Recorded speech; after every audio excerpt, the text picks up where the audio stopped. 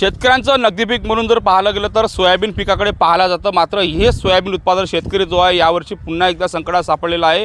मी अमरावती जिल्ह्यातील एका सोयाबीनच्या शेतामध्ये आणि सध्या जर आपण बघितलं तर सोयाबीन अक्षरशः पिवळं पडू लागले आहे। सोयाबीनवर जो आहे जो विविध रोगाचा प्रादुर्भाव झालेला आहे, पिवळा मोजक असतील किंवा विविध रोग जे आहे विविध रोगांनी सोयाबीन ग्रस्त झाले आणि सध्या जर बघितलं गेलं तर सोयाबीन अक्षरशः पूर्णपणे पिवळं पडलेलं आहे। अमरावती जिल्ह्यामध्ये जर बघितलं गेलं तर 2,60,000 हेक्टरपेक्षा जास्त जे आहे ते सोयाबीन शेतकऱ्यांनी पेरलेलं आहे। मात्र हे सोयाबीन उत्पादक शेतकरी आहे आता संकटात सापडले आहे, कारण का 90 दिवसामध्ये खऱ्या अर्थाने जे आहे ते सोयाबीन निघतं आणि नगदी पीक सोयाबीन समजलं जातं। दिवाळीच्या आधी जे आहे ते सोयाबीन घरात येतं आणि शेतकऱ्यांच्या हातात पैसासुद्धा येतो। मात्र सोयाबीन उत्पादक शेतकरी संकटात सापडलेला आपण दृश्यांमध्ये बघू शकतो। मोठ्या प्रमाणात जे आहे जे सोयाबीन जे पिवळं पडू लागलेले आहे, या संपूर्ण संदर्भानं माझ्यासोबत बोलण्यासाठी कृषी शास्त्रज्ञ आहेत। सर, काय सांगणार एकंदरीत सोयाबीन पूर्णपणे पिवळं पडू लागले आहे, येलो मोझॅक असतील, विविध रोगांनी प्रादुर्भाव झालेला, काय सांगणार? नमस्कार। यावर्षी सोयाबीनची जी परिस्थिती आहे सध्या परिस्थितीमध्ये, तर सध्या परिस्थितीमध्ये आज सोयाबीनचं कमी अधिक प्रमाणात जे पीक आहे ते 80 ते 90 दिवसापर्यंत झालेलं आहे आणि काही ज्या मध्यम कालावधीच्या ज्या जाती आहे त्याचं ड्युरेशन आज संपत आहे किंवा ते त्याच्या परिपक्वता कालावधीकडे वळत आहे। तर त्या संदर्भात काही ज्या जाती आहे सुरुवातीच्या पिरियडला काही अंशी काही जातींवरती येलो मोझॅकचा प्रादुर्भाव बऱ्याचशा अंशी होता, परंतु शेतकऱ्यांनी त्या उपाययोजना केल्या आणि त्या बऱ्याचशा अंशी तो प्रादुर्भाव नियंत्रणात आलेला होता। परंतु मधल्या पिरियडमध्ये सतत पाऊस आणि शेतकऱ्यांना आपल्या शेतामध्ये फवारणी पण घेता आलेली नाही आहे आणि त्या दरम्यान काही जास्त पाऊस झाल्यामुळे आपलं जे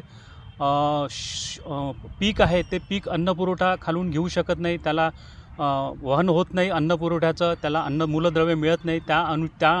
त्या संदर्भातही त्या पिरियडला त्या पर्टिक्युलर जी काही त्याचा जो काही पिरियड असतो त्या पिकाचा संवेदनशील जी अवस्था असते त्या संवेदनशील अवस्थेमध्ये त्याला तो अन्नपुरवठा होत नाही आणि ते त्यावेळेला जो काही त्याला अन्नपुरवठा झाला नाही त्याचे जे परिणाम आहे ते आपल्याला थोड्याशा पिकाच्या पुढील कालावधीमध्ये ते आपल्याला मिळतं।